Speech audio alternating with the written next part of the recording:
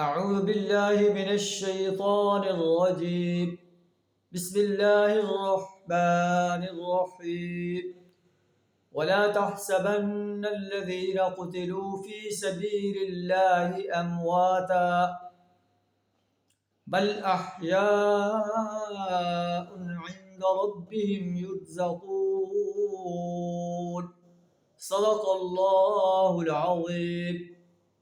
سورہ آل عمران آیت نمبر 169 آپ کے سامنے تلاوت کی ہے، جس کا ترجمہ کچھ اس طرح ہے: وَلَا تَحْسَبَنَّ الَّذِينَ قُتِلُوا فِي سَبِيلِ اللَّهِ أَمْوَاتًا، جو لوگ اللہ کی راہ میں شہید کیے گئے ہیں انہیں مردہ نہ کہو، انہیں مردہ مت سمجھو، بل احیاء، بلکہ وہ زندہ ہے، عند ربهم یرزقون، اپنے رب کے ہاں رزق پا رہے ہیں۔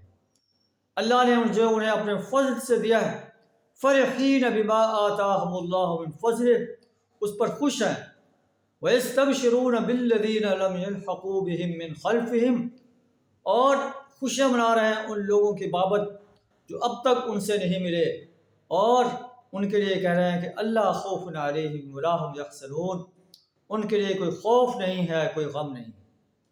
یستبشرون بنعمت من اللہ وفضل، اللہ کی نعمت اور فضل سے خوش ہیں۔ وَأَنَّ اللَّهَ لَا يُضِيعُ أَجْرَ الْمُؤْمِنِينَ، اللہ مومن انسانوں کے اجر کو ضائع نہیں کرتا۔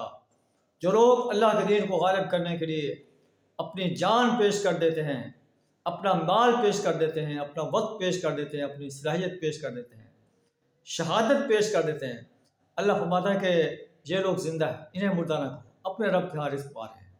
اللہ سے دعا ہے ہمیں اپنے دین کو غالب کرنے کے لیے اپنا مال، جان، وقت اور صلاحیت کھپا دینے کی توفیق عطا فرمائے۔ وآخر دعوانا الحمد للہ رب العالمین۔